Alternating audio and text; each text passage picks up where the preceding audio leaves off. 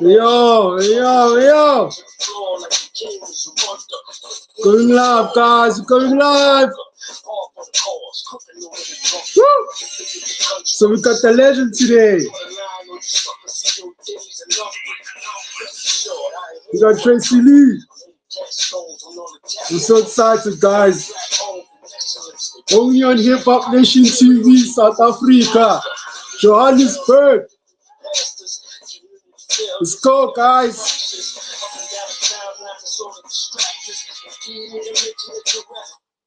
Woo!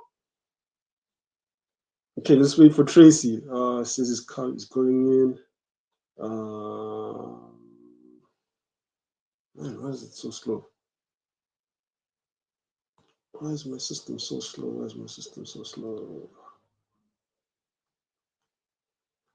Oh, there he is. Says on the backstage. Okay. Let's do this, guys. There we go. Ah, yeah. Salute. What up?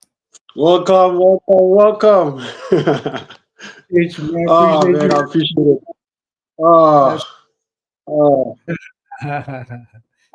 Yeah, I finally made it to South Africa, man. Even though I'm not there physically, man. I've finally made it. Yeah. Welcome home. Now I just got to get there in physical. You know what I mean? For sure. This is just the spiritual manifestation. So the process is about to happen. That's right. Definitely. Elder, it's an honor to have you here. Thank you so much for the time. I understand that you're a very busy person. And so we do not take this for granted. Oh man, likewise, man. Likewise. Thank you for having me. For sure. And how's the family and everyone? Oh, everybody's good, man. You know, just actually I just woke the kids up after taking a morning jog, trying to get my day started and all that. You know, woke them up, about to give them some breakfast after this, and then you know, keep it moving, man. Everybody's good, man. Appreciate you asking. For sure. Oh, and I gotta give appreciation to Michelle for making this happen. Yes. Oh man, she's wonderful, man. Please let her know I say I appreciate it. Oh, absolutely, without question. Definitely, man. Yeah, man. You know, I just wanted for us to just start, you know, from the beginning. I mean, you being born in Buffalo, and also growing up in Philadelphia, and all the way from falling in love with hip hop at the age of 9. I mean, this is way before the social media era, you know. How was that like? And the social political system for my generation that does not understand that, so we can be able to appreciate that. Oh yeah, well, hip hop was born out of a social political climate. Hip hop was born because, you know, it was a struggle between the haves and the have-nots, and so the have-nots, which is the people in the hood, you know what I'm saying, we had to find a way and make a way to, you know, entertain and have fun and create a culture that we could all stand on, you know what I mean? And so, you know, I was fortunate enough to be born, you know, during the time it was being cultivated, you know what I'm saying? So that's why, you know, we all know from the historical perspective that it all started in New York City, it all started in the Bronx, and it just manifested itself throughout, starting from New York down the East Coast and eventually getting out west, down south, and things of that nature. But, you know, it was all based on the common ground of we are people in the hood that are less fortunate than those that are living downtown, and you know we took it upon ourselves, and it's kind of in a way, man, it's kind of coming full circle, right? In the social political climate that we're in right now, I see, you know, something is going to be born out of this, out of the situation that we're in right now, and so that's what hip hop is. It was something born out of, it's essentially making something out of nothing. And then now it's a multi-billion-dollar conglomerate, you know what I'm saying, that everybody has pillaged and taken advantage of. And, you know, to a great extent, we've kind of given the culture away, you know what I mean, like we do and have done for, you know what I mean, for centuries, you know what I'm saying? So, but again, I was fortunate enough to be there during the humble beginnings, you know, and I found my tribe in '79 when I first heard, you know, Rapper's Delight, the hip, the hop, the hibbit, like most of us outside of New York City did. And you know, it's just been me being a part of the culture and contributing to the culture ever since. Wow. That's amazing. That's amazing. And you mentioned also that you actually went to school for communications. Yes. Yeah. And I mean, you were in an era where in the 90s it was more of the gangster rap and also the rebellious type of music. Were you ever seen as way too different because you're educated and you're on the mic and you're bringing more knowledge as more than just being aggressive? Oh man, that is a fantastic question. And yes, I felt like there was and still is to a degree a persona for the MC. And Yeah. you know, that persona is this, you know, I'm a street cat, I'm a gangster, I'm a pimp, I'm a, you know what I mean? Like all of the stereotypes that they put on us in America and for black Americans, you know what I'm saying? And so, you know, I'm cut from a different cloth. And, you know, shout out to the likes of Chuck D, who really opened the door for knowledge, you know what I'm saying, for black knowledge in particular, you know what I mean, and understanding where we come from and who we are. And so, you know, I've always gravitated towards cats like him and cats that just use vocabulary in a different way and not just choose the same words, you know what I'm saying? So that gave me, you know, comfort, you know what I'm saying, understanding that I can be educated and I can spit knowledge and I can use the kind of vocabulary that, you know what I mean, that most listeners may not be accustomed to coming from an MC. You know what I'm saying? Rakim is another one that bust on the scene that created this type of lane where he can, you know, kick knowledge. KRS-One is another one. You know what I'm saying? That bust on the scene that can create this kind of lane from kicking knowledge. But then you mix in the surroundings. You know what I'm saying? Like KRS-One is a perfect example of that. He'll tell you I'm educated, but he'll also tell you you don't want to do that. You know what I'm saying? Like with him on the album cover with the Uzi, you know what I'm saying? And songs like, you know, 9mm, you know what I mean? And things like that. But you're right. It definitely put me in a different space, a different light, and I was looked upon differently because I was not a customary gangster rapper, you know, talking this and talking that, you know, from a stereotypical perspective. You know what I mean? Yeah. And I mean, your first album, Many Faces. Wow. Oh, you know what's up. Yeah. Yo, listen, man, how is it that I didn't get, there's no way that I see, I gotta, like you said, this is a part of the process and I'm manifesting it now, but I don't understand because you understand the humble beginnings. You know Many Faces. I should have been in South Africa performing the theme, hands high, you know what I'm saying? But that's all right. In God's time, But go ahead, finish your question. It's definitely gonna happen. Plus, I mean, on the comments, I have King Detroit. He also wants to come. Oh yeah, he's from yeah. He's from Pittsburgh, right? Shout out to King of Detroit, man. For sure. Yeah. So I mean, oh man, that album was amazing. Party, and then you even had a Keep Your Hands High with The late Biggie, great. the, Yeah. the legendary Notorious B.I.G. How was that like? I mean, Oh man. like I even said, I mean, you're different. You're the Mm-hmm. educated guy, and Mm-hmm. he's from the hood, and you know, and wow, it's just amazing how you guys are so different, but you're able to create a song that is so amazing.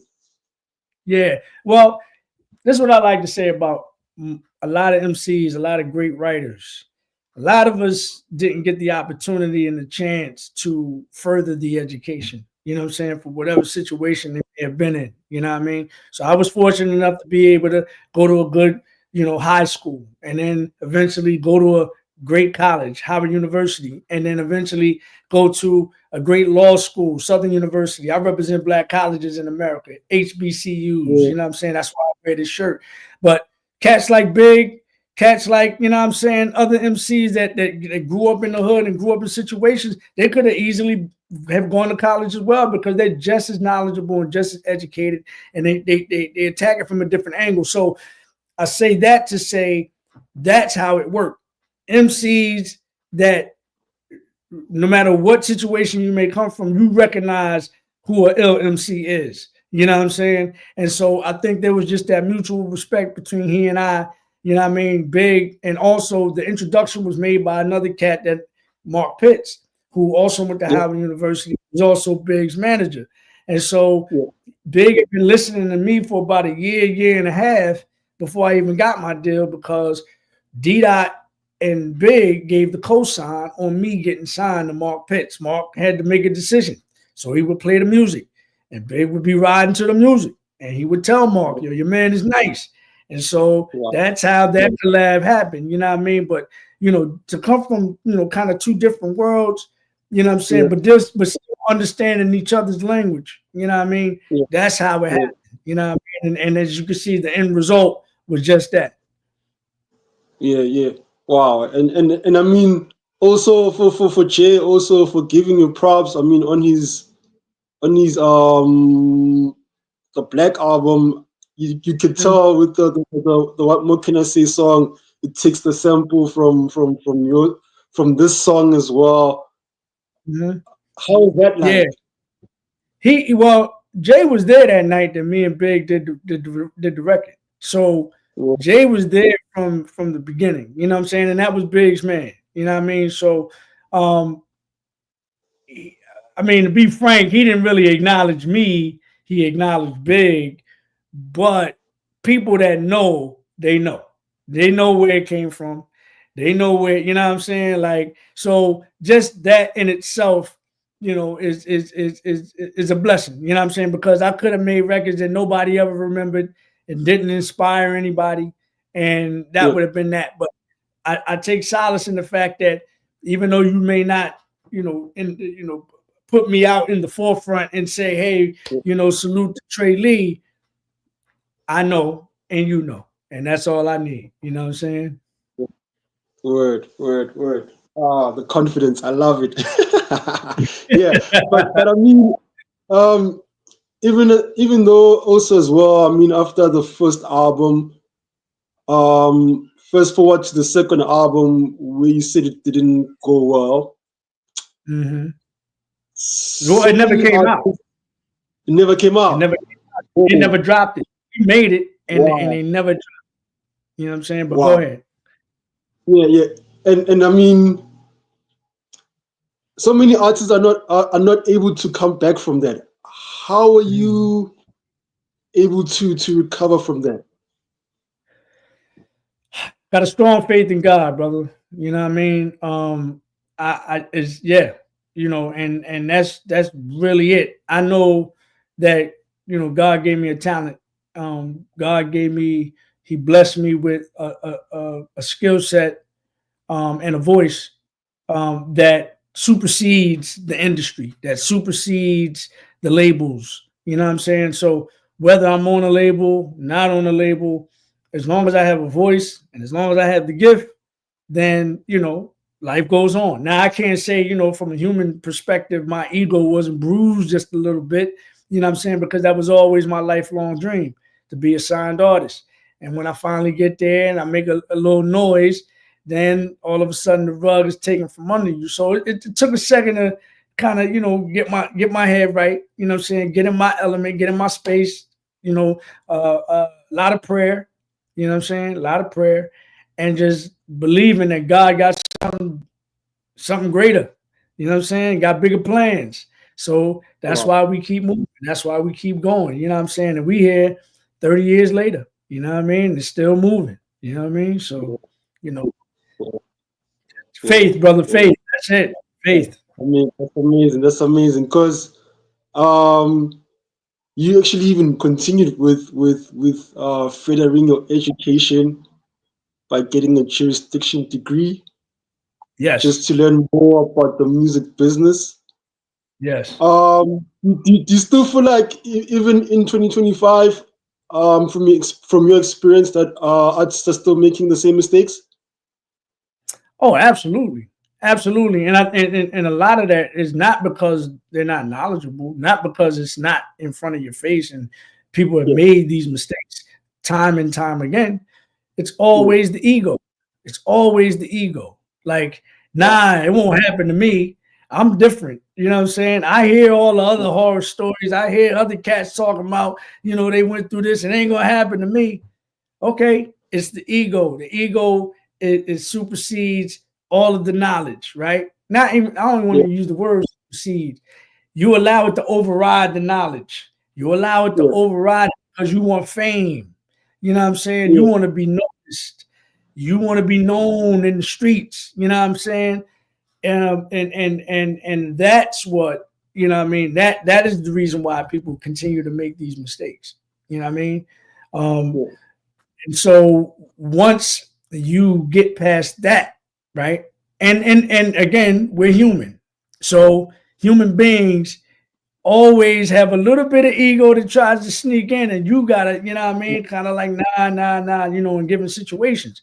But yes, I still see the same mistakes, even though the business models are different. The business model is different than it was when I was signed. You know what I mean? We didn't have streaming platforms. We didn't have, we weren't in the space where we were talking about legacy artists and how they're making their money, even though we made the money the same way, but it was different streams coming in. But the business model is much radio. People, and I see a lot of OGs are starting to educate these cats about the difference between radio money and streaming money. The kids don't really understand that radio money is a lot more money in radio money. Now, not to say that radio money is it fair? That's to be questioned, but it's way more than what you're going to get with a stream. You know what I'm saying? So, but yes, people continue to make these same mistakes that we've always made as artists, especially new artists, because of the ego. Wow. And from that, how was it like then to restart and now you're much older and you got your own label with L Left Entertainment. What inspired that? Oh man, just gaining the knowledge and the wisdom over the years and still, cultivating and working on the craft and understanding that, I'm in a different space now with regards to my mentality. I don't have to get signed to a label to make my mark or to create or to make great music. You know what I'm saying? Because my expectations have changed. I'm not, if it happens, fine, but I'm not seeking worldwide notoriety, right? I just want to find my people. You know what I'm saying? I just want to find my tribe, who I connect with, who I'm in sync with, you know what I'm saying? And be able to feed them. You know what I mean? And be able, and it's reciprocal, right? So I want to be able to get some of that energy from them as well. You know what I'm saying? So because my goals have changed and my mindset has changed, it has allowed me to create a space which is Left Entertainment to be able to do the things that I would like to do, that I enjoy, that I don't have the pressure of a A&R from a label or a marketing department to do it this way, that way, and the other way. Not to say that I still don't understand how the business works and some of the things that I need to do in order to put myself or be able to put myself in a position to find my people, right? Because this is still the music business, but there's this caveat that now I'm doing it, on my terms. I'm doing it under the umbrella of my, vision. You know what I'm saying? Yeah. So, the bounce back again was, what I'm saying, it was a little rocky. We had to, move some things around and change the mindset. But once we got into the space and into a position to be able to move forward, because now we know we have a goal and a vision, the rest is just like consistency. You know what I mean? Making sure that we do the things that we do on a consistent basis so that eventually my tribe can find me. Because if you're not consistent, if you're not constantly putting things out there, then how are your people going to find you? Because you're not there. You know what I'm saying? True. And do you feel like it's more you doing things on your own? Does it feel more demanding than when you were just signed on the record label? Oh, for sure. Every entrepreneur knows. I'm sure this is your station, right? Yeah. I found it. Yeah. The work that goes into it. As this is yours, you're gonna put in twice the work to make it happen. Yeah. You know what I'm saying? And that's the trade-off. That is the trade-off. It's like you make a commitment to do something that you want to do and you want to do it your way, fine. You're going to put in the extra time, the extra sweat equity, the extra finances, the extra muscle, and all that to make it happen. Even though you may bring people aboard to help you, you know what I'm saying? It's still up under your direction. And they're going to go to sleep way before you do at night because you're still going to be up tweaking and constantly thinking and figuring out different ways to make things happen. So, it's definitely a lot more work, but it's mine. So I got to. If I don't do it, it crumbles. You know what I'm saying? For sure. And I mean, you also had the album Revelation and the name ESQ. Tell us about the name ESQ. How did you come up with that name? Oh, that's me getting that Juris Doctorate and becoming an attorney. Yes, it was Esquire. Yes, Esquire. So that was so that was, and it was a revelation, right? Because that was the gap. That was in between 215, the album that got shelved, never dropped. Me figuring out where I'm going, what direction I'm going in. And then the revelation is become a lawyer, right? But still continue to make music. So ESQ really gives you the backdrop and tells you the story of where I was, why I was missing, and where I've been from the time I got dropped from my label up until the time I'm making this album right here. You know what I'm saying? Wow. And I mean, you had like the Eric Robinson and the DJ Young Guru. What you know about Eric Robinson and Young Guru? What you know about them? They're my brothers. Yeah, man. Yeah, I'm a young kid, but good music is good. Good music is good music. Don't expire. I can't deny that. I mean, how was that like? I mean, and look, I went to Harvard with both of them, so they were my brothers before we got into the music thing. Well, we met because of music, but before before Guru went off to start engineering and DJing for Jay-Z, and before Eric Robinson highly regarded as the #1 independent R&B artist in the world. You know what I'm saying?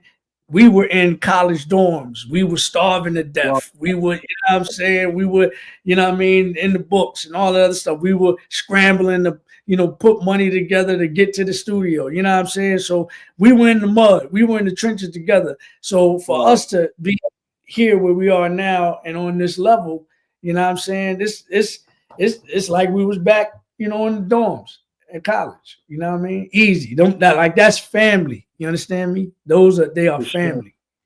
Yeah. For sure. For sure. And I mean also, I mean, Diggy wasn't even the only legend you had. With the unexpected, you had Prodigy. Oh man. Oh, you did your homework, son. You did your homework.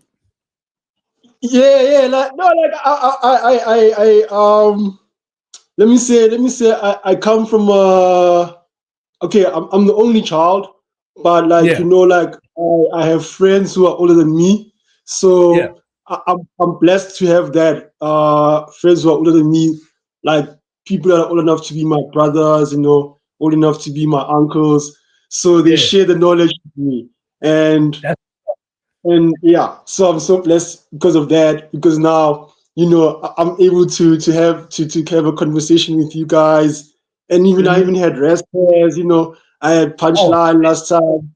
Yeah. We ran the streets in New York for a little bit, you know what I mean? But Razzcast, that's my guy right there.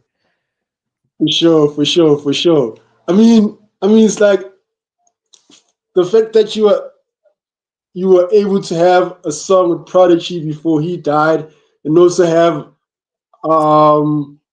let me correct you real quick. That's not God rest. That's not Prodigy from Mobb Deep. That's Prodigy from the singing group. It's a singing group. Yeah. So I just want to correct, but nevertheless. So that's them did together, kind of like the conversation we having now. That was to bridge the gap, because Prodigy was a little kid, right? And he was in another generation. So we thought it would be unique if we kind of bridged the gap and met in the middle somewhere where we're garnering his people and my people and collaborating on a song that both generations can relate to. Wow. You understand?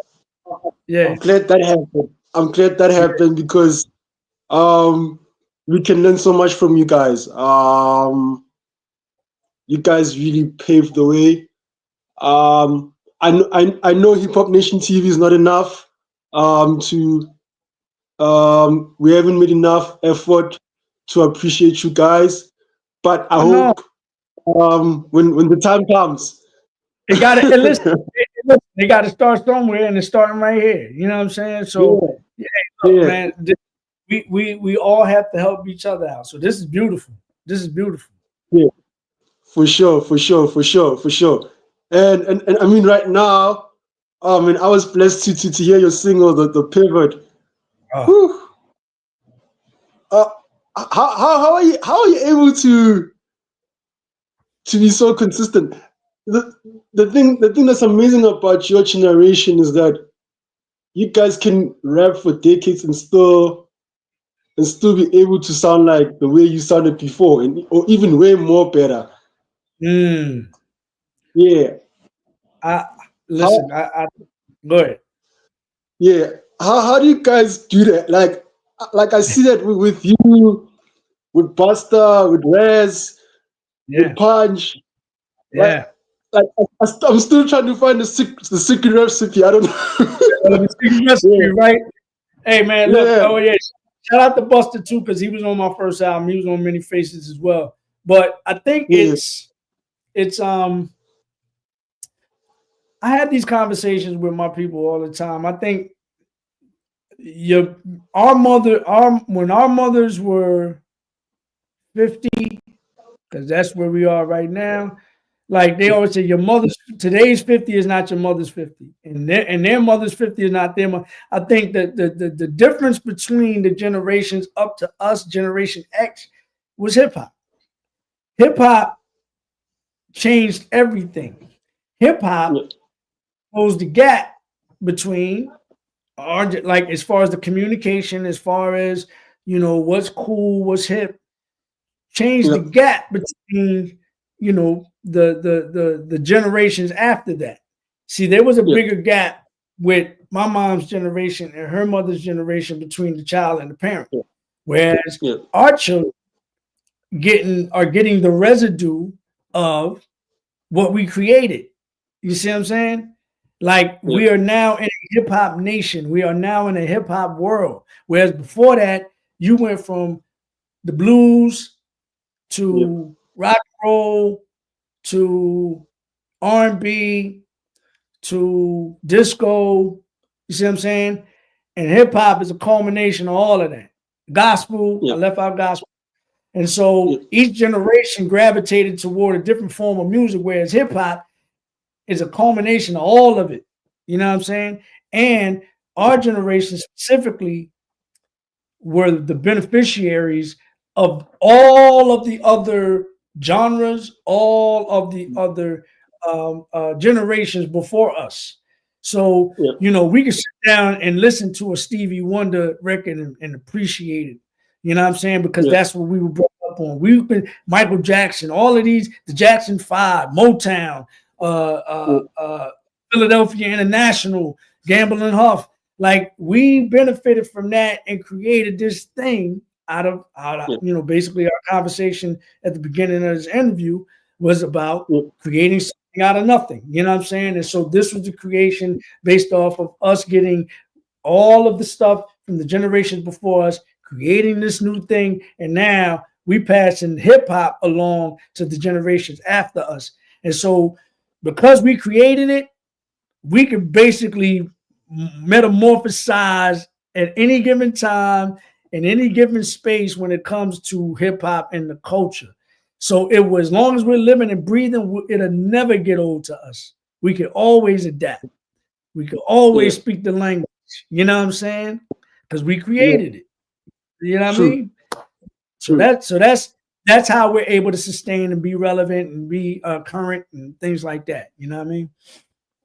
Word. So that was a little long-winded. My bad. No. I love this. What you said to me, brought a revelation to me. Would it be fair for me to say, you guys, as your generation, you took from what's left off from what the Malcolm X's, the Martin Luther Kings, and the Fred Hamptons, and continued the legacy? Yes. Some of us. Some of us. Let's be clear. I think out of us, the majority of us have what's the word I'm looking for? Have either ignored or forgotten or just don't want to continue the work. You know what I'm saying? And that's because, see, now we're about to get social political, and that's because of pop culture, right? There's subcultures within a society.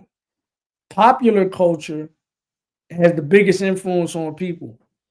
And so with pop culture, there's always this plan to dilute, because we all know they don't want us to get it together. Because if we get it together, it's a wrap. But they fear us because of their intentions. They always think that our intentions are as evil as their intentions. So they don't want us to unite. You know what I'm saying? True. Because of the years, because of the centuries and centuries of genocide, of mass destruction, of just evil that they put on our people. So, you know, in the back of their mind, they scared to death. They're going to get revenge. But, and they also take advantage of the fact that we're beautiful, we're kind people, we're kind by nature. You push us in the corner, of course, we're going to defend ourselves. But we're kind by nature. know what I'm saying? So to go back to your original question, yes, some of us have adopted the Fred Hamptons and the Martin Luther Kings and the Malcolm X's ideologies and things like that, but not enough of us have. And so that's why we're always stuck in a rut. We're always like a hamster in a wheel. You know what I'm saying? We'll make progress for a second and then fall back into our ways. Make progress for a second and then fall back into our ways. Whereas the consistency, going back to consistency, we have to be consistent enough as a people, as a nation, to really push the agenda forward. You understand what I'm saying? The Nelson Mandelas of the world and things like that. Like there has to be enough of us to really push this agenda. Right. And how do you think we can have more left type of entertainments for us to create that kind of environment? Man, it's okay. First of all, it's on me. The onus is on me to continue to be consistent, continue to push the culture forward. But then it's also jumping on the platforms like this on going back to consistency on a more consistent basis, and being able to disseminate and deliver the message. You know what I mean? As often as I can. To galvanize, to create a spark. Like Pac said, I may not be here when it happens, but I want to light the spark or create the spark that ignites. You know what I'm saying? So that's really all that I can do. You know, that's the power that relies within me. You know, the rest is, you know what I mean, kind of like it's going on faith again. You know what I'm saying? Hoping that it gets to the right people, hoping that it gets in the right ear, hoping the right people see this so that they can continue on with the messaging. And then we come together and get on one accord. I mean, the thing what do they say? There's a saying that went around that I was totally against, and that's Black people, we're not a monolith, right? And no, we don't think the same all the time. But if you know what the true definition of a monolith is a group that moves as one and effectuates change and moves with force. So for you to say we're not a monolith, you're just feeding into the machine. We need to be a monolith. You see what I'm saying? We need to be. So, you know, that's how left is going to continue, man. We're just going to continue with the messaging. We're just going to continue to move how we move and do it as often and as we can and jump on platforms like this and keep it pushing. True. And I mean, what you're saying is also interesting that we might not have the same views, but we can move as one. I mean, because you reminded me of Marcus Garvey and the Professor Du Bois. They had different, you know, views, but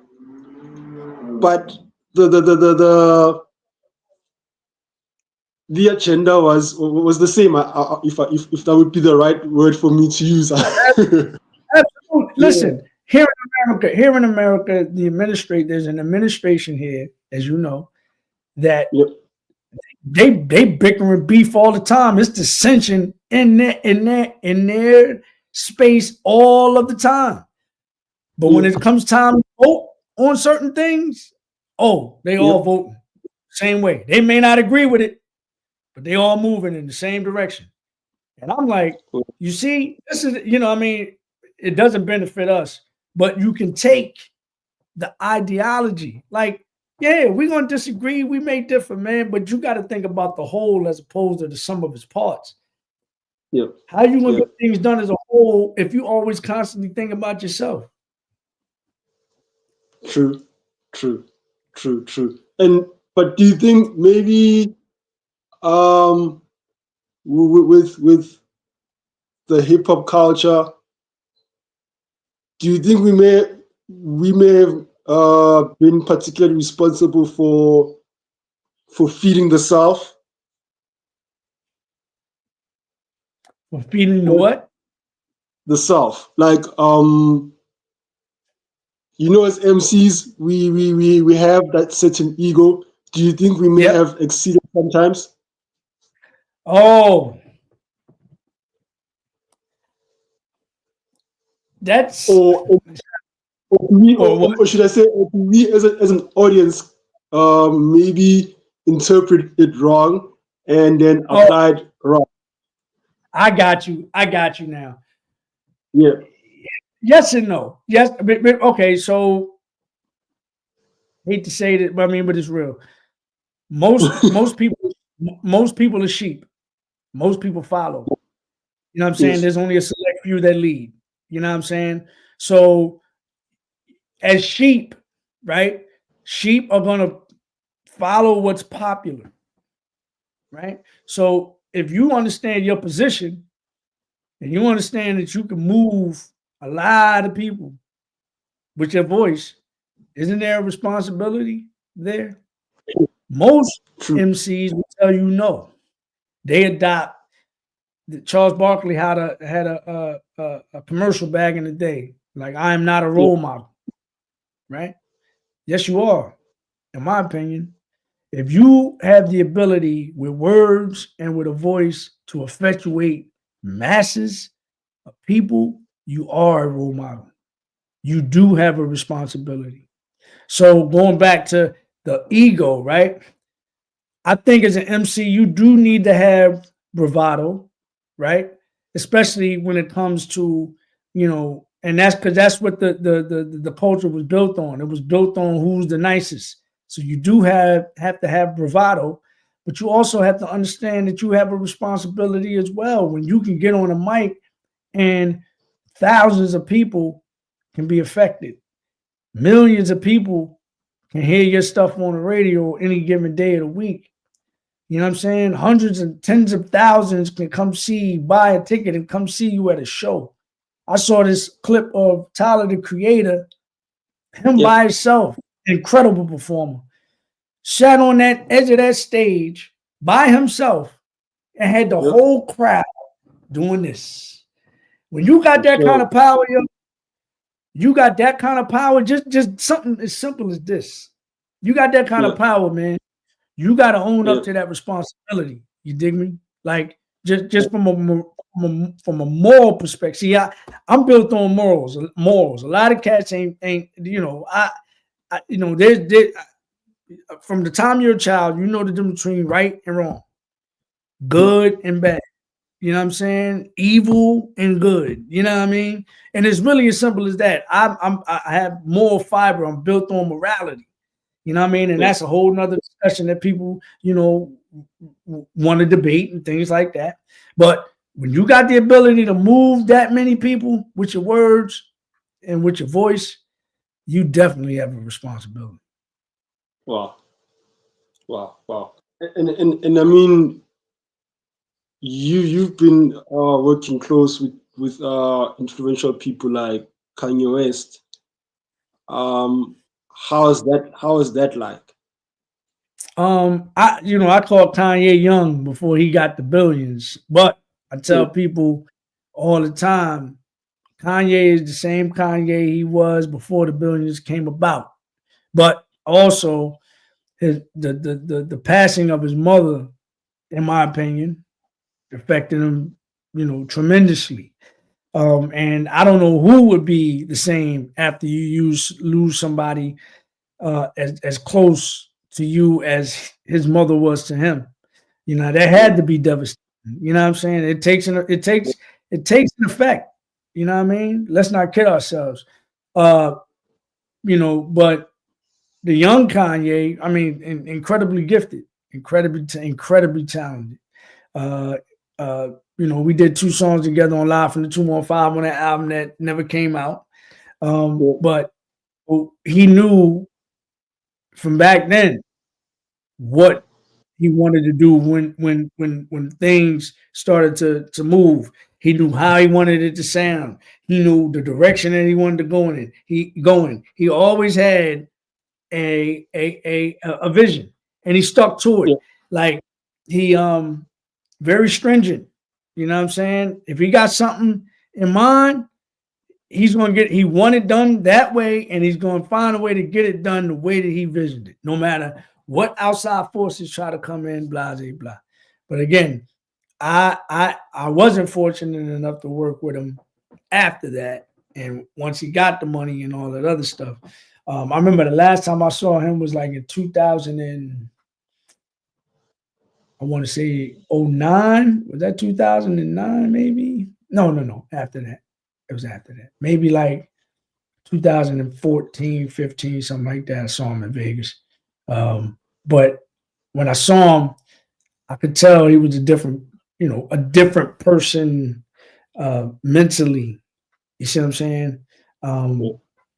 Again, this is after he lost his mother, but me working with him before, incredible.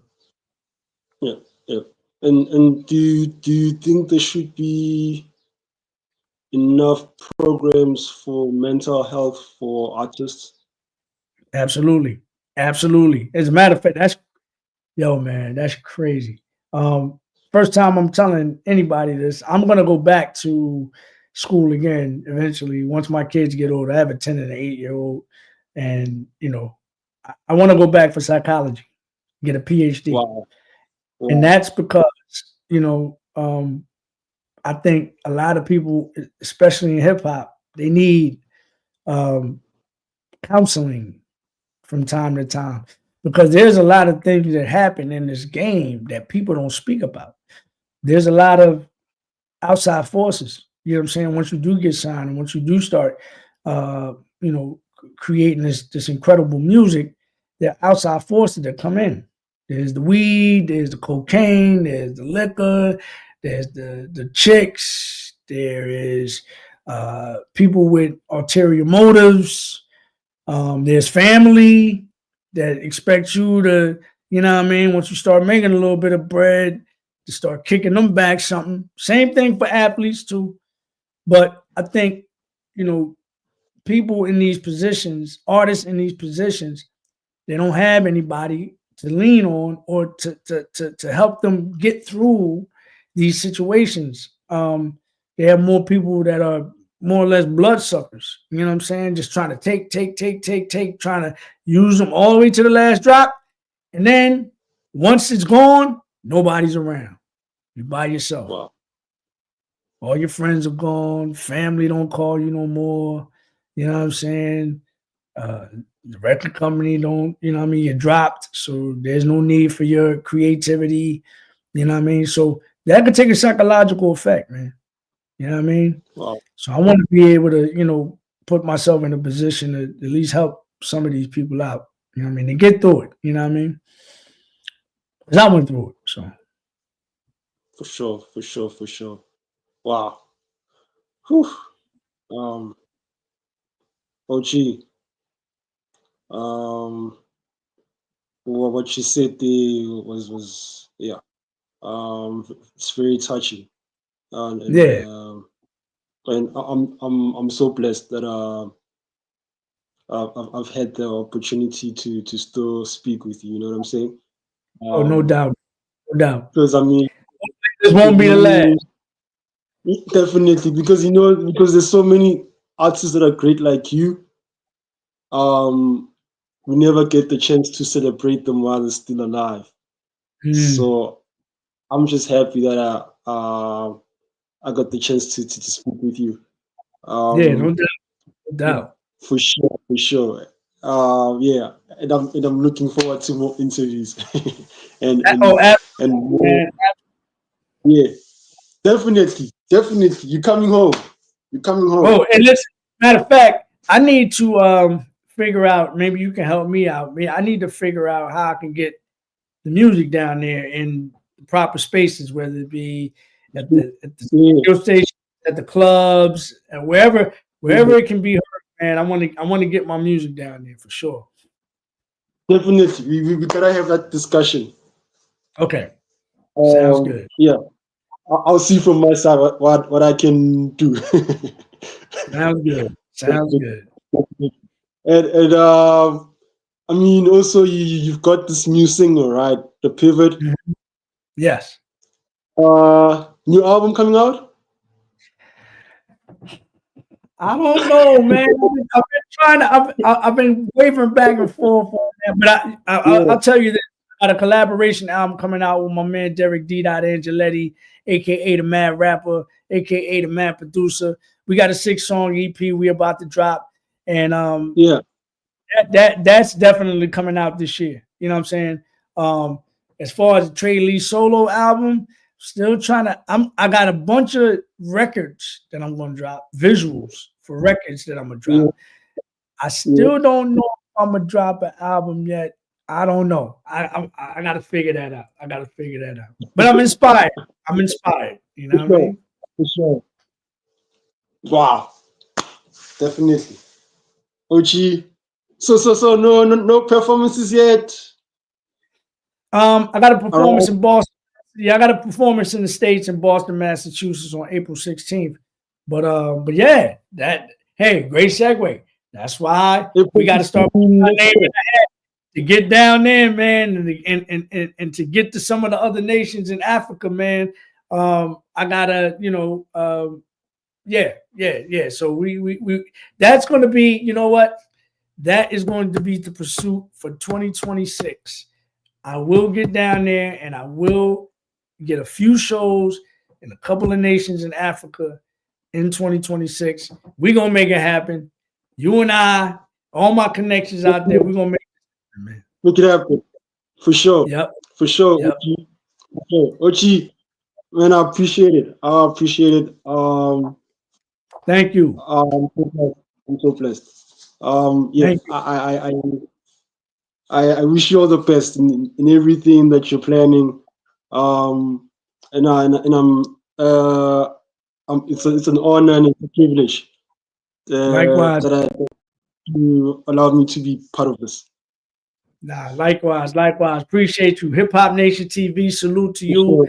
You know, salute to South Africa. Salute to the entire continent, man. And like I said, I look forward to bigger and better things to come, man. And thank you for the opportunity.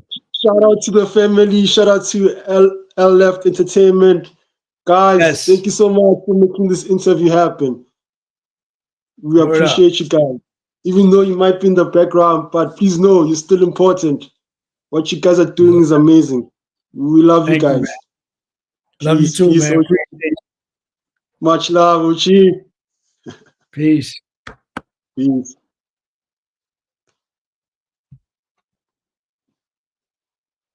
Hey yo, guys. Hey yo, we had Tracey Lee. Oh man. What's the next level, guys? Yo, this is amazing, bruh. I mean, this is like, I'm shocked. We had Tracey Lee, guys. I'm repeating it again. We had Tracey Lee Esquire, the OG, bruh. Goddamn. What an interview. What an interview, guys. Hey, OG, King of Detroit. Shut up, bro. We gotta do something.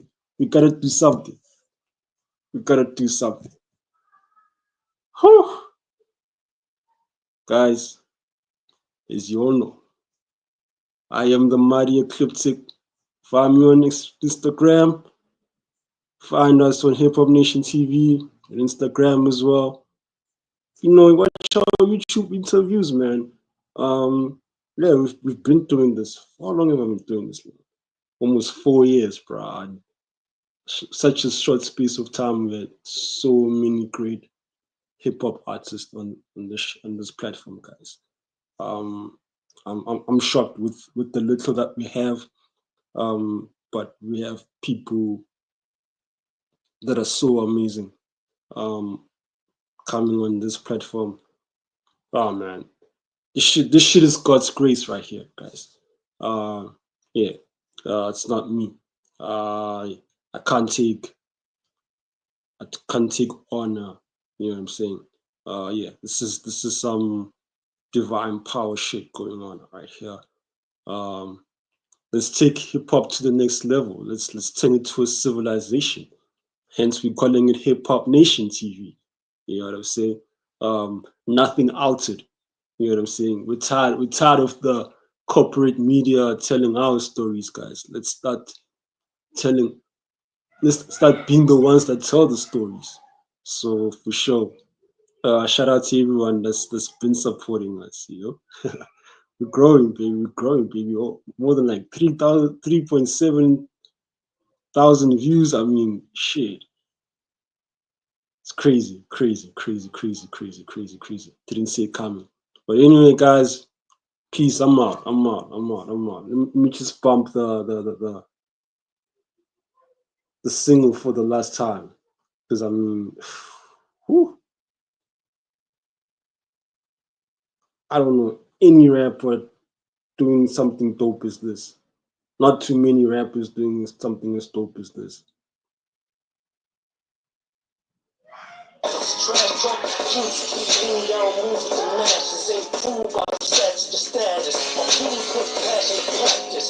Yo, check it out on YouTube. Tracey Lee, The Pivot. That's the new single, man.